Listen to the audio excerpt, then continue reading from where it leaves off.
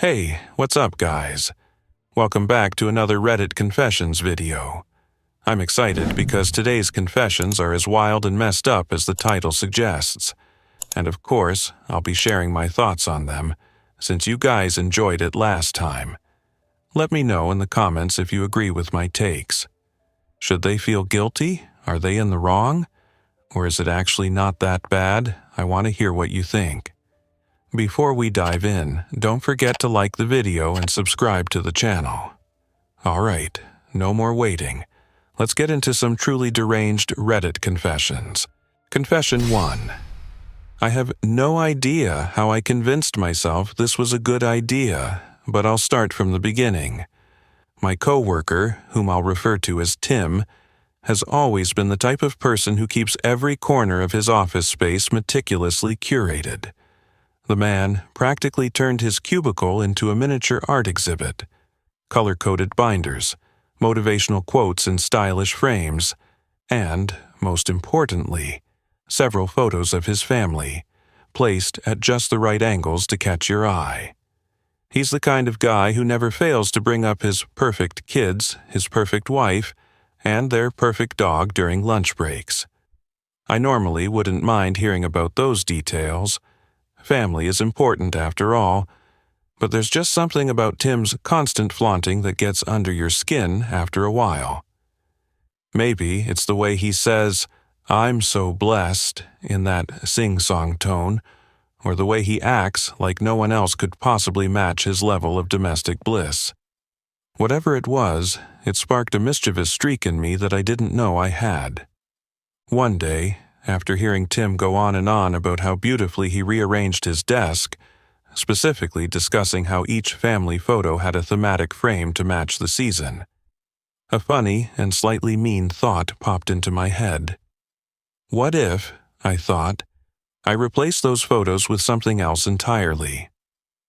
At first, I shrugged the idea off. No way would I actually follow through. But the more Tim bragged, the more the notion crept back. By the end of that work day, I found myself hatching a plan.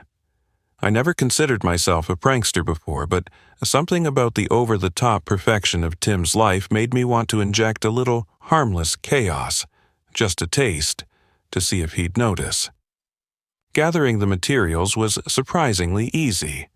That weekend, I picked up a couple of thrift store magazines filled with random pictures of strangers. I also found a batch of vintage postcards at a flea market, which featured sepia-toned portraits of people from the early 1900s. I figured a mix of modern and old-timey pictures would really throw Tim off if he ever took a close look. I needed images that had no obvious relation to each other. The plan was to swap out each family photo with a random person or group, so the effect would be noticeable enough to cause confusion, but subtle enough that Tim might assume he was going crazy if he couldn't remember exactly what his kids looked like in those frames, which sounded absolutely ridiculous, but hey, Tim can be forgetful in small ways. On the Monday, I intended to pull the prank. I stayed late under the guise of finishing some financial reports. Normally, the office is a ghost town by 6:30 p.m., so I wasn't too worried about running into anyone. With a small set of tools, i.e., my phone, flashlight, scissors, and tape, I crept toward Tim's desk and checked to make sure no security cameras were nearby. My heart was pounding, partially from excitement, partially from the fear of getting caught. I started with the largest frame, which showcased Tim, his wife, and their 2 kids on a summer vacation. Gently, I slid the back off, careful not to rip anything, and replaced the photo with a magazine cutout of a random group of people tailgating at a football game. They were all strangers, wearing face paint and holding big foam fingers, about as far as you can get from Tim's neat suburban family photo. The next frame featured just his kids, presumably on their first day of school. I swapped that one with a picture of 3 elderly women sitting in rocking chairs outside a nursing home. For the smaller frames, like the one with Tim's dog, I replaced them with pictures of cats, random babies, or even a random cartoon advertisement I'd torn from a page. Anything to make the desk vibe completely nonsensical. I worked methodically, double-checking that I inserted the replacements the right way up. I even made sure the frames weren't crooked once I was done.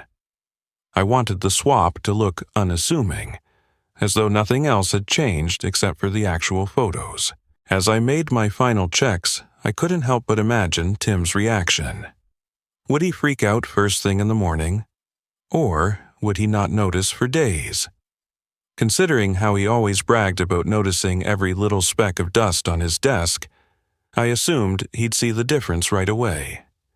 With my pulse still racing, I grabbed my bag, turned off the lights, and headed home, wondering if I'd just committed the funniest, harmless prank or set myself up for a humiliating HR showdown. Tuesday morning, I arrived earlier than usual, expecting to see Tim either fuming at my desk or ranting in front of everyone about the vandal who touched his beloved frames. But Tim was nowhere in sight.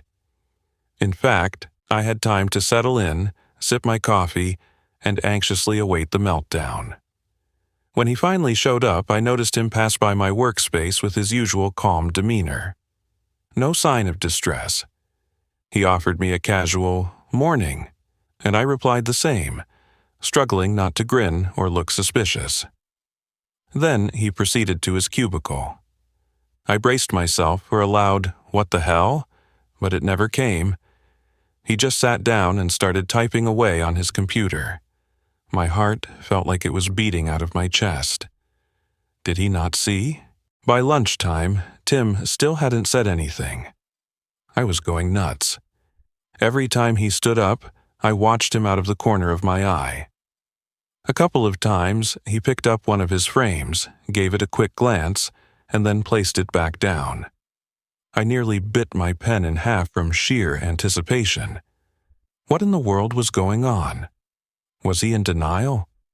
Did he have so many pictures that he genuinely forgot what they looked like? At one point, another coworker came by Tim's desk. I heard them chatting about mundane stuff, project deadlines, company announcements, but nothing about the pictures. My curiosity reached a peak. I even caught myself inching closer, pretending to deliver some files to a nearby desk, just to overhear if Tim would finally freak out. Still, nothing. The next day was more of the same. Tim continued his normal routine, occasionally telling me about his weekend or whatever new blessing he wanted to share. I had to maintain a poker face the entire time, but internally I was screaming, "How have you not noticed that your kids have been replaced by random 80-year-olds in rocking chairs? Are you that disconnected from your own office decor?"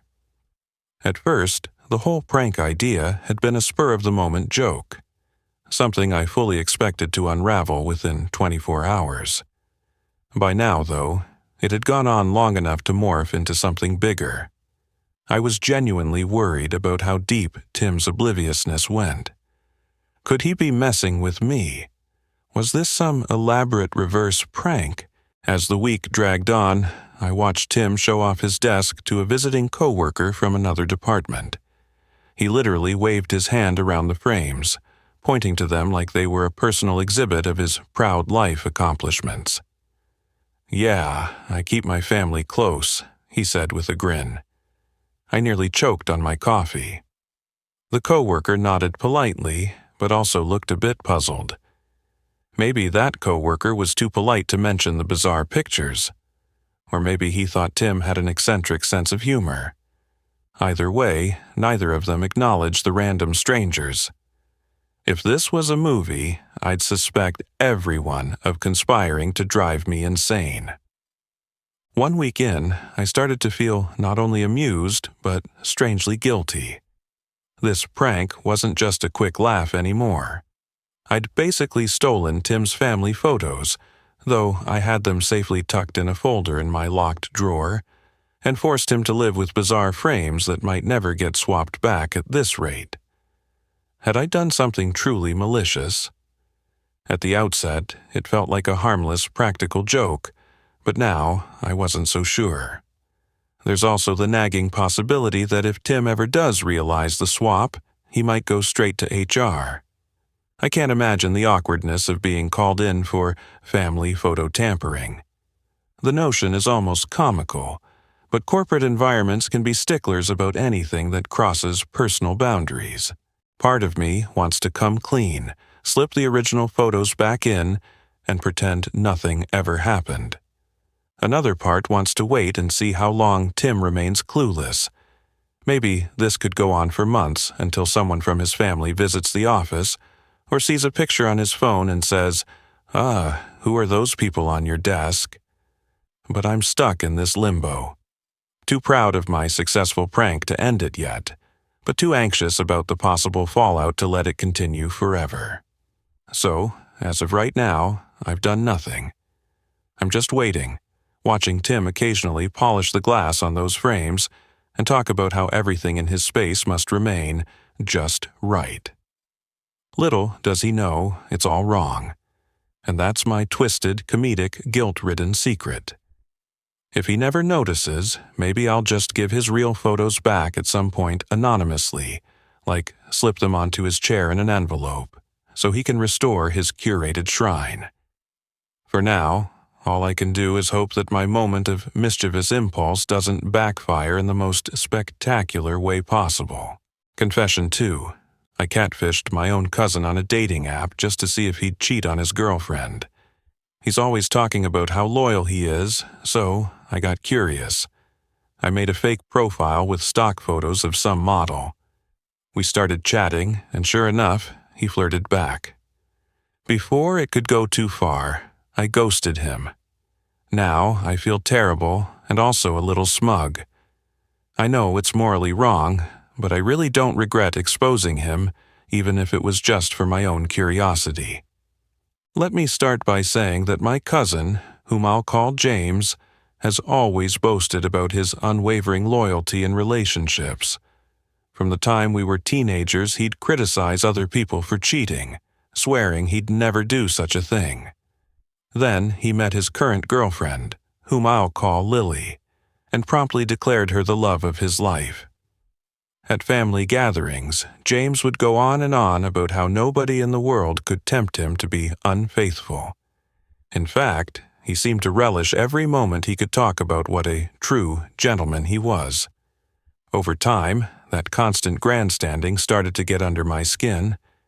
Perhaps a part of me wanted to protect Lily, or maybe my motives were more self-serving than that.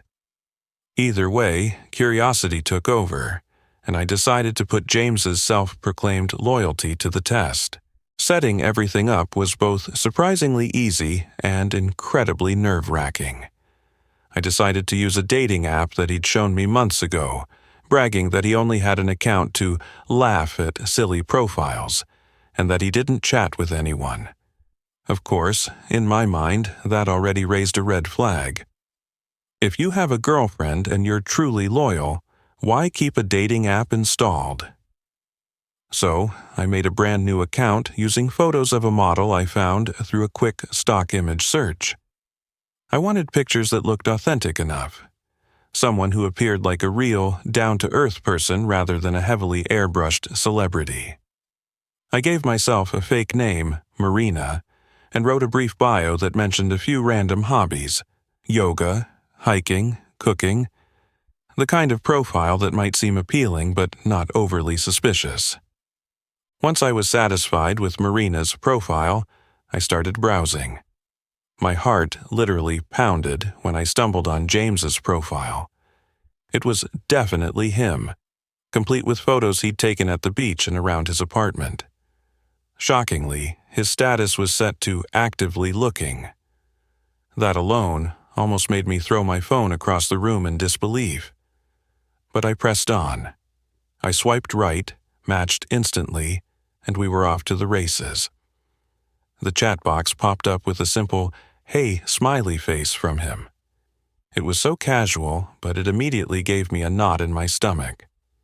This is my cousin, I thought, someone who's supposed to be committed to Lily. Part of me wanted to close the app and delete everything, but I couldn't. I was in too deep. I started with small talk. Marina told James she was new to the area, that she liked exploring coffee shops and local hiking trails. I half expected him to say something like, "Actually, I have a girlfriend," or at least mention Lily. Instead, he asked me if I wanted recommendations for great places to visit. The conversation progressed in a light and playful manner for several days. He told me about his job, his favorite music, even how he liked to wake up early for a jog by the river. I played along, trying not to overthink it. Each day, I felt that gnawing guilt in my gut, but at the same time, a perverse satisfaction was creeping in. James was definitely flirting. He'd throw in compliments about my beautiful smile from the stock photos, or how he'd love to share a coffee date with me. As the days turned into a week, his messages became more forward. "We should meet up sometime," he wrote. "You seem really cool, and I'm dying to see if you're as pretty in person as you look in your pics." Whenever I read those lines, I felt a rush of annoyance, triumph, and shame all at once. Here was my cousin, a guy who constantly preached about fidelity, actively pursuing what he believed to be another woman. I thought of Lily, who's always been sweet and polite during family get-togethers, never suspecting that James could be doing something like this behind her back. I started to wonder if I should tell Lily. Would it make me a traitor to James? But what about Lily's feelings? Halfway through that second week, James asked me if I liked romantic gestures. He bragged about how he was the ultimate romantic. It was both cringeworthy and frustrating. Honestly, I was furious he was carrying on like this behind Lily's back, but I knew I had to keep my cool to maintain the ruse a bit longer. I remember sitting in my bedroom, phone in hand, typing out flirty responses, telling him that I loved romance and thoughtful gestures, that I dreamed of a man who'd surprise me with flowers or plan a spontaneous weekend road trip. James responded with a story about how he once lit candles all around a hotel room for a girl he was dating. The kicker? He was clearly referring to Lily, but avoiding mentioning her name. The chat took a deeper turn when he asked about my relationship history. That's when I felt a sense of panic. I'd only prepared a shallow backstory for Marina. I quickly improvised, saying something vague, like I'd been out of the dating scene for a while due to focusing on my career. He got all sympathetic and said I deserved better, that a wonderful guy like him could show me a good time if I gave him the chance. Alarm bells were ringing in my mind.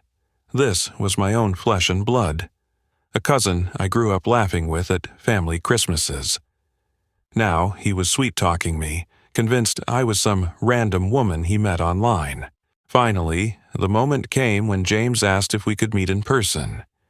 I'd known it was coming, but it still made my heart pound. He proposed meeting at a trendy bar downtown.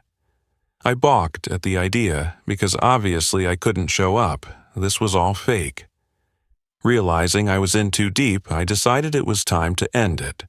So I told him I needed a little more time before meeting up, and the next day, I simply ghosted him. I deleted the profile and blocked his account. It was abrupt and probably suspicious, but I couldn't continue the charade anymore. My stomach was in knots every time I got a notification. Afterwards, I felt a wave of relief. But that relief was mixed with guilt, a strong sense that I'd done something morally questionable. I'd used deception to expose James's unfaithful side, but was that my place? As family, I could have talked to him outright, or maybe I should have stayed out of his business altogether. Yet, there was also a smugness in knowing he wasn't the perfect boyfriend he claimed to be. I started imagining scenarios. Would I confront him about his hypocrisy? Would I tell Lily? In the weeks after, James never brought up any weird story about a dating app fiasco to the family, which told me he was probably embarrassed or simply writing it off as a lost lead. If I had to guess, he's either back to praising his own loyalty or maybe quietly searching for another match. Either way, I haven't breathed a word about this to Lily or anyone else. I wrestle with my conscience almost daily. Part of me feels I should protect Lily from a guy who clearly can't keep it in his pants. Another part of me knows that if I do, I'll ruin my relationship with James and possibly cause a massive family rift. All that said, I can't bring myself to regret it. Maybe that's the worst part, that some part of me is satisfied. Whether or not I act on this information, I at least know the truth. James might be all talk when it comes to loyalty, but his actions say otherwise. If Lily ever asks me directly, I'd probably tell her, but I doubt she will. She seems blissfully unaware, and James isn't about to incriminate himself. So, the secret remains mine for now, locked away with my guilty conscience. I catfished my own cousin to test his loyalty, and he failed. Though I know it was morally wrong, there's a twisted sense of closure in confirming my suspicions. I just hope Lily doesn't end up paying the price for his actions someday. And if she does, maybe it'll force me to come clean once and for all. Confession 3, I've lived with roommates for a few years now. And this year is the first time I've ever shared a place with someone who owned a pet bird. I didn't know much about parrots before moving in, but I remember being somewhat excited at the prospect of having one around. I pictured it as an opportunity to learn about birds. Maybe teach it some words, hear it imitate random sounds in the house, and occasionally get to admire its pretty feathers. What I didn't expect was how quickly I'd find myself doing something. Well, a little twisted, if I'm being honest. One day, about a month into our new living situation, I was in the kitchen rummaging for a snack. I love spicy food. My pantry is stocked with hot sauces, spicy ramen packets, jalapenos, habaneros, and ghost pepper flakes. You name it, I probably have it. Our kitchen counter had a small dish where I kept a few fresh chili peppers at any given time, mostly because I use them for cooking or snacking. Yes, I snack on peppers, which my friends think is insane. While I was grabbing a pepper, my roommate's parrot, let's call him Kiwi, fluttered onto the edge of the counter. Kiwi is incredibly curious and loves investigating anything that moves or smells interesting. I started munching on this bright red pepper, feeling that satisfying burn on my tongue. Kiwi tilted his head at me, bobbing up and down in a way that seemed to suggest he wanted a taste. I thought, no way would a bird want something so spicy. But Kiwi kept inching closer. It was odd because typically he's picky about what he eats. Fresh fruits, seeds, certain vegetables. I'd never seen him show interest in something quite like this. So, out of curiosity, I held out a little piece of the pepper. Immediately, Kiwi grabbed it, nibbled, and then swallowed it as if it were any other snack. There was no immediate screech, no reaction. I half expected him to recoil or drop it, but he just took another nibble and tilted his head. It was only after about 30 seconds that I noticed Kiwi fanning his feathers a bit more aggressively and letting out a few short, sharp squawks. I felt a tug of guilt, wondering if I'd just hurt him. At the same time, it was almost comedic because he simultaneously hopped around, clearly stimulated by the heat, and let out these funny squeaks that eventually morphed into a random series of garbled words. Kiwi is known for mimicking voices around the house. He can mimic laughter, the microwave beep, even the way one of our roommates says, "Hey buddy," when he comes home from work. It's all part of parrot behavior, but hearing Kiwi sound half panicked and half comedic really caught my attention. At one point, Kiwi let out something that vaguely sounded like my name. For privacy's sake, let's say my name is Sam. He started this sequence of squawking that eventually ended in Sam, repeated twice.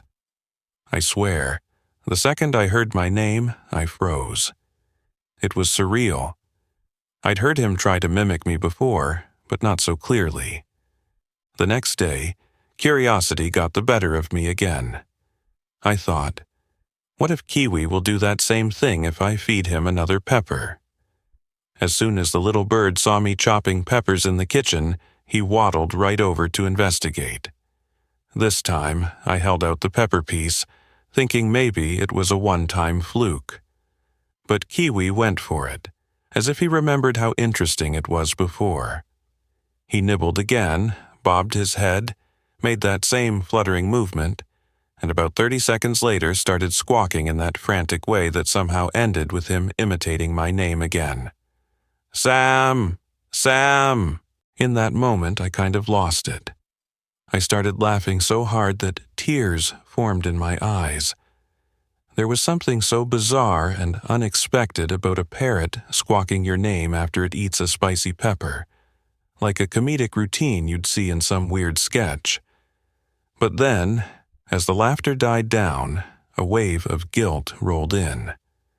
Was I technically torturing the poor bird? Birds apparently can handle spiciness better than humans because of how their taste receptors work. I'd heard that somewhere, that wild birds can eat chili peppers without the same pain mammalian tongues experience. Still, the way Kiwi squawked and flapped made me question if it was messing with him in a harmful way. Over the course of the next 2 weeks, I found myself repeating this bizarre experiment. I'd wait until my roommate was out of sight, or at least busy. Kiwi would hop onto the counter or the table, and I'd offer him a tiny sliver of pepper. Each time the result was about the same. Kiwi would munch, get a bit riled up, and then, in the midst of his confusion or excitement, end up shouting something reminiscent of my name.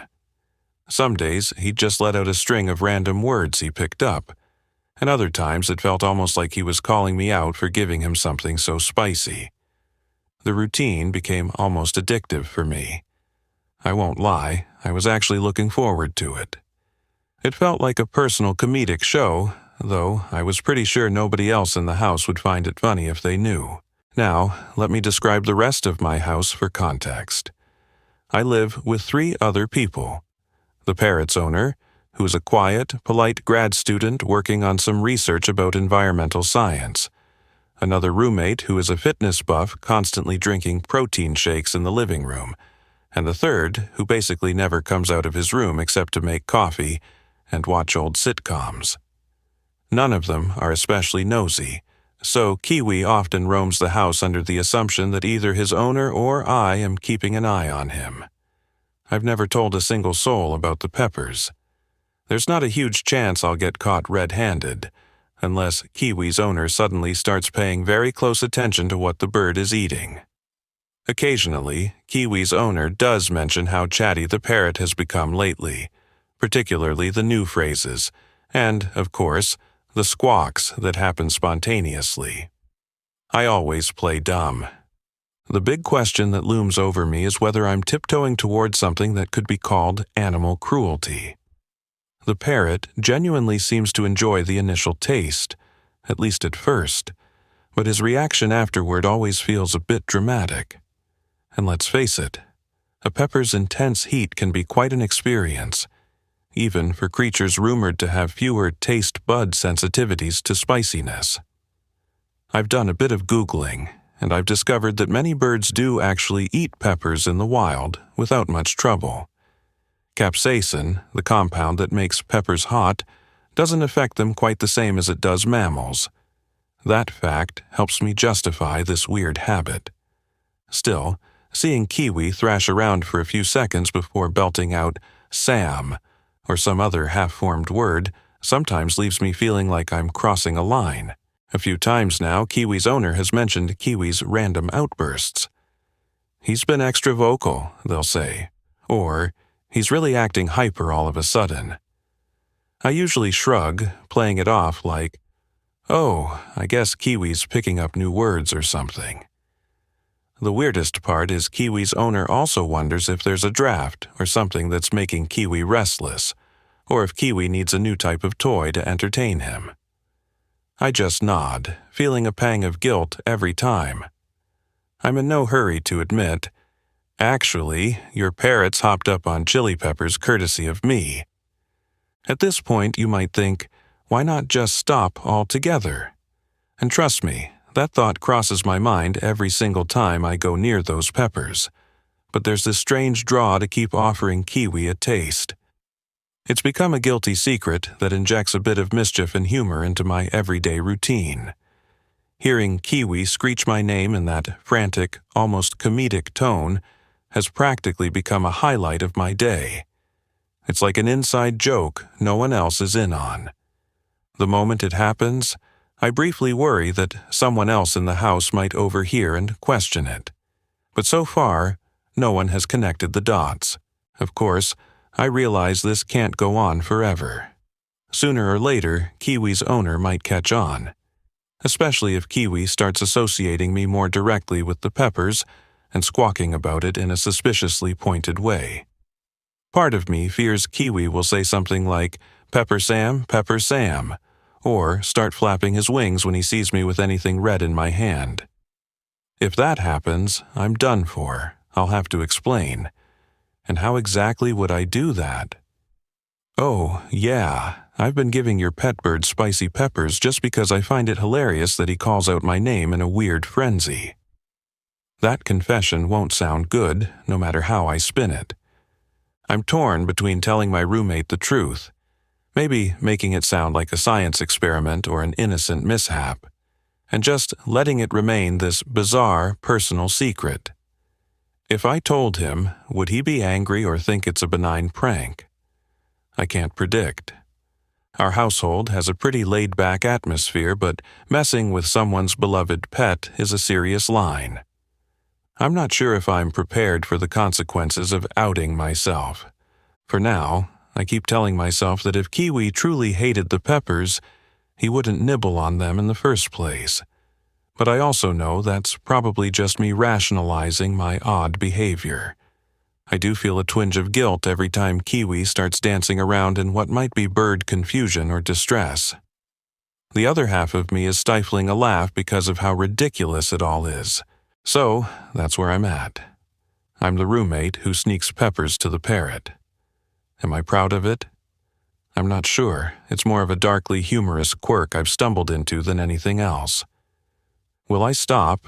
Probably, at some point. But each day that goes by without Kiwi's owner finding out makes me feel, well, more emboldened, if I'm being honest. Yet, there's always that flicker of moral apprehension flickering in the back of my mind. Let's just say I won't be sharing this story with anyone in my house anytime soon. Until then, the spicy secret stays between me, Kiwi, and apparently you, reading this. Confession 4. I don't know if this makes me an absolute villain or just a person who got fed up with a long-standing issue, but here we go. I sold my aunt's car, without telling her, because it was sitting in my driveway for almost a year. And now, she finally remembered she owns it and is asking for it back. To give some context, my aunt is a very carefree, unreliable person. She's always had a habit of leaving things at people's houses and just forgetting about them. I mean, she's the type who will borrow a pair of shoes, keep them for 2 years, and when you finally ask for them back, she'll say, "Oh, I totally forgot those were yours." This is not new behavior, but this time it involved a whole car. She dropped off the car in our driveway about 11 months ago. At the time, she said, "I just need to leave it here for a couple of weeks. My friend is coming to town, and we need space at my place." That was the last real conversation we had about it.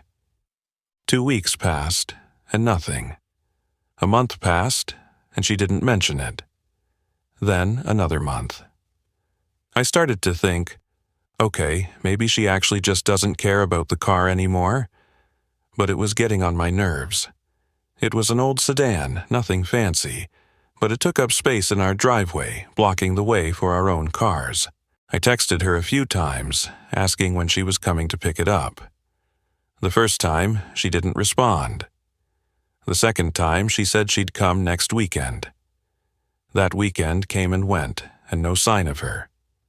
The third time I asked, she actually replied with, "Oh, I'll sort it out soon." That was 6 months ago. At that point, I gave up. The car was collecting dust, the tires were going flat. And to make things worse, neighborhood kids started using it as their personal jungle gym. It was clear no one was looking after it. So, I made a choice. I started by researching how I could legally sell it. Here's the thing. The title was still in her name, but the registration had expired months ago. That made things slightly complicated, but I found a workaround. In my state, there's a process called an abandoned vehicle title, where, if a car is left on private property for a certain amount of time without the owner retrieving it, you can apply to claim ownership. It wasn't a super quick process, but since she hadn't renewed the registration, I figured she really wasn't going to care. Once I got the paperwork sorted, I listed the car for sale online. Within days, I got a buyer. Some guy who collects old cars wanted it. He offered me a solid price. Nothing crazy, but enough to make me feel like I wasn't just getting rid of a problem, but actually profiting from it. I handed over the keys, watched the car drive away, and that was that. I felt relief. No more blocked driveway, no more messages being ignored, no more guilt every time I walked past that dusty heap of metal. And then, last week, I got the text. My aunt messaged me out of nowhere. "Hey, I'm coming by next week to pick up my car. Thanks for holding on to it for me. You're a lifesaver." My stomach dropped. I just stared at my phone, rereading the message over and over. She seriously remembered now, after almost a year of leaving it untouched. Now, when it was already gone. I had no idea how to respond, so I did what any mature adult would do. I ignored her. A day passed. She messaged me again. "Let me know when's a good time for me to grab the car. I might need a ride over since it's been sitting for a while." Oh, if only she knew. At this point, my anxiety was through the roof. I debated telling her the truth, that I had assumed she abandoned it, gone through legal steps to claim it, and then sold it to someone who really wanted it. But I already knew how that conversation would go. My aunt is not the rational type. She wouldn't take responsibility for forgetting about the car. She would flip out, tell the whole family I stole from her, and probably demand money that I had already spent. I started running through excuses in my head. Maybe I could say it was towed. Maybe I could pretend someone stole it. Maybe I could just play dumb and pretend I had no idea what happened to it. Then, the worst possible thing happened. She called me. I panicked and let it go to voicemail. A few minutes later, she sent a text. "I just called. Please pick up.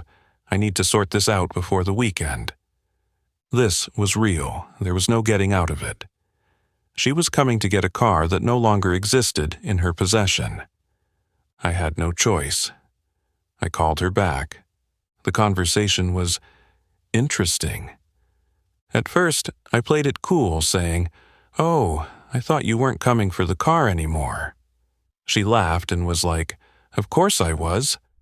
I was just waiting until I had the time to get it." I tried my best to ease into it. I told her that I had reached out multiple times and she kept pushing it off. I mentioned that the car's registration had expired. I told her that it was sitting for so long that I figured she didn't need it anymore. Then I dropped the bomb. I ended up taking care of it. Silence. She finally asked, "What do you mean, took care of it?" I just said it straight. I sold it. That's when she lost her mind. She was yelling about how I had no right to do that, how it was her car, how she was planning to come get it all along, how she just forgot. But that didn't mean she wanted it gone.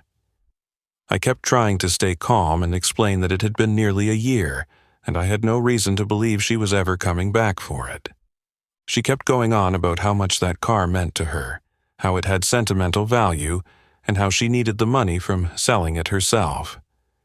I didn't even know what to say. Eventually, I just told her, "Look, I didn't do this out of malice. I tried to contact you, I waited for months, and I had no reason to believe you cared about the car anymore. If it was really that important, you should have come for it a long time ago." She hung up on me. I haven't heard from her since. I know she told a few family members because my cousin texted me, "WTF, dude? You sold her car?" But honestly, I don't regret it. It was my driveway. It was taking up space. She had a year to claim it, and she ignored me. Still, I know this isn't over. I'm just waiting for her next move. If she asks for the money, I'm not sure what I'll do.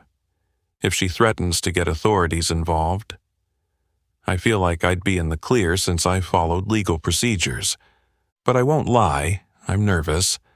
So, was I completely in the wrong? Or was she irresponsible for leaving it that long? Either way, it's too late now. Confession 5. I once faked a medical emergency to leave a job I absolutely hated, without even giving a proper 2-week notice. Looking back, it feels like a decision that was born out of desperation and a toxic work environment that I felt trapped in. I always believed that honesty was the best policy, but there are moments when the pressure becomes so unbearable that you do something you never thought you would. I told my boss that I had a heart condition that suddenly flared up and that I needed urgent surgery immediately. The truth, however, was much simpler. I had just landed a far better job opportunity and couldn't stand spending another minute in that soul-sucking environment. It all started about 3 months into a position that was supposed to be a stepping stone in my career. I had joined this company with high hopes and dreams of professional growth. But those dreams quickly faded into daily battles with a boss who micromanaged every little detail and a culture that stifled creativity. My colleagues, while generally kind, seemed resigned to the daily grind, and the atmosphere was so heavy with negativity that it began to seep into every corner of my life. I would often find myself dreading the sound of my alarm clock, knowing that another day of feeling undervalued and drained awaited me. One afternoon, while scrolling through job listings during a lunch break, I came across an offer that seemed almost too good to be true. It was a role at a company with a reputation for innovation and a healthy work-life balance, a stark contrast to what I was currently enduring. The interview process was smooth, and before I knew it, I received an offer that promised not only better pay, but a more supportive environment and the chance to work on projects that actually excited me. I was at a crossroads. On one hand, I felt the heavy pull of loyalty and the fear of burning bridges. On the other, I knew I couldn't continue working in such a toxic space. The thought of quitting with a proper notice, facing a potentially angry boss, and dealing with the endless questions about why I was leaving was overwhelming. I felt like I was being cornered into a situation where my professional and personal well-being were at stake. And so, in a moment of panic mixed with the desire for liberation, I concocted a plan. A lie that I believed would be my escape hatch. I meticulously planned out every detail of the ruse. I knew that any inconsistency could bring unwanted scrutiny, so I researched heart conditions, medical symptoms, and even the types of surgeries that might be required. I made sure I had some vague ideas on how to answer any follow-up questions, though I never imagined I would have to face them. The morning I decided to go through with it, I woke up feeling a cocktail of anxiety and relief. I dialed my boss's number and, with a tremor in my voice that I later convinced myself was genuine, explained that I had experienced severe chest pains and shortness of breath that morning. I said that after visiting a doctor, it was determined that my heart condition had unexpectedly worsened, and that I needed to undergo urgent surgery to avoid a potentially life-threatening situation. The response from my boss was immediate and, in a way, caring. He expressed shock and concern, and within minutes arrangements were made for me to take immediate leave. My co-workers, upon hearing the news, flooded me with messages of sympathy, support, and even flowers, something I never expected from a group that rarely showed genuine warmth. Their heartfelt concern was both touching and deeply unsettling, knowing that every single person in the office was now convinced that I was facing a major health crisis. For weeks, I received emails, phone calls, and even visits from colleagues asking how I was doing and when I might return. Each time, I had to carefully maintain the facade, sending brief updates that assured everyone I was on the mend. Every congratulatory message and every thoughtful gift weighed on my conscience. I couldn't shake the guilt that I was deceiving people who truly cared, even if they only knew a version of me that I had left behind in that toxic workplace. I felt like I was living a double life, one where I was the sick, vulnerable employee in need of care, and another where I was secretly thrilled to be free and starting a new chapter at a better company. At night, lying awake in bed, I would replay every conversation, every sympathetic word, and every look of genuine concern that I had received. The guilt would wash over me in waves. I began to wonder if my colleagues would eventually find out the truth, or if I would be haunted by my own conscience for years to come. There was a part of me that yearned to come clean, to tell them that I wasn't actually suffering from a heart condition but had merely been trying to escape a nightmarish work environment. But then, I thought about the impact that revelation could have. How devastated they would feel knowing that every tear and every wish for my recovery had been based on a lie. The new job was everything I had hoped for. From the moment I stepped into the modern, vibrant office with its open layout and collaborative atmosphere, I felt like I had been reborn. I was finally in a place that valued creativity, innovation, and most importantly, its employees. The work was challenging but invigorating, and I was surrounded by people who were passionate and driven.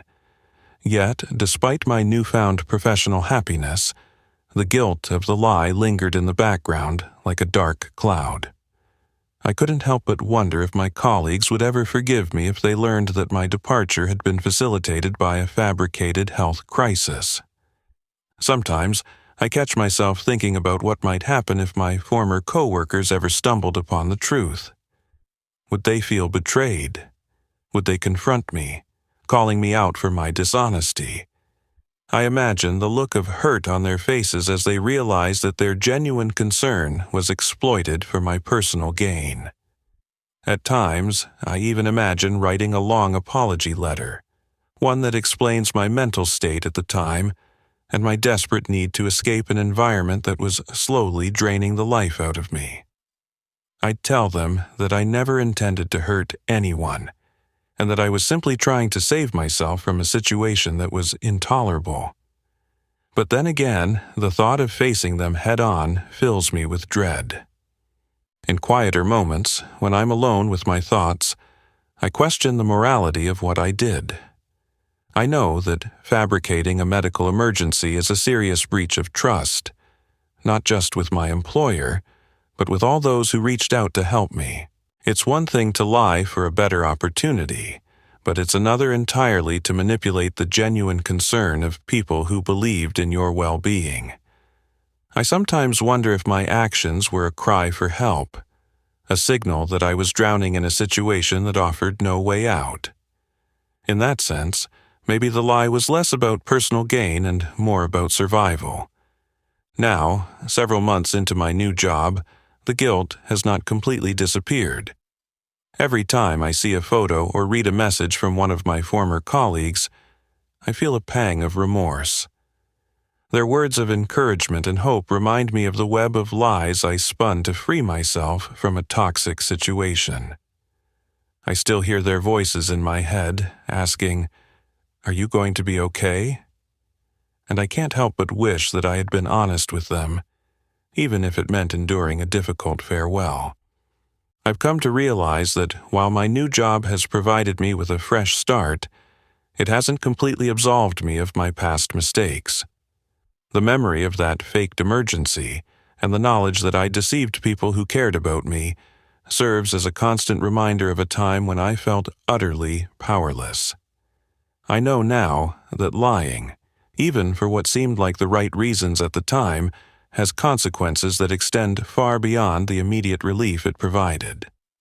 It's a heavy burden to bear, one that I'm still learning to live with every day. If I could go back, I would have chosen a different path. Perhaps I would have faced my boss and explained that I needed to leave due to the unbearable environment, no matter how hard it was to say goodbye. I might have risked burning bridges in order to preserve the trust of those who cared.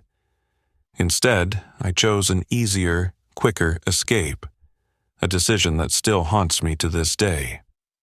Now, I try to be honest in all my relationships and strive to rebuild the trust that I once took for granted. I understand that my actions were a mistake, and while I can't change the past, I can learn from it. Every day, I work on being a better person, one who values honesty and integrity above all else, even in the face of adversity. So here I am, sharing this confession with you all, in the hope that it might serve as a cautionary tale.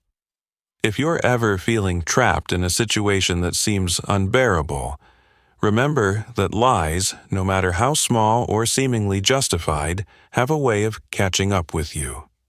Sometimes the hardest thing to do is to be truthful, even when the truth might hurt.